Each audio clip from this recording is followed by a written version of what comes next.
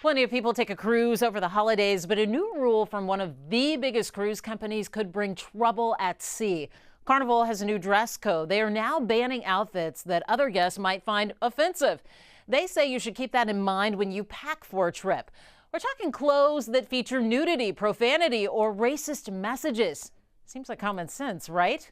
Well, on Carnival's Facebook page, most people agreed in a poll they set up, but look down in the comment section, well, things get more heated. People are worried about a slippery slope, and there's no guidelines on who will enforce these rules. One more thing, each multi-day cruise will have at least one cruise elegant evening where they want everybody to dress up for dinner. Think sports coats for the men and cocktail dresses for the women. If you want to wear pants or a t-shirt those nights, they won't let you into the main dining room, which may put a damper on your plans to relax. I want to hear your take on this. Comment under our story on the KHOU 11 Facebook page.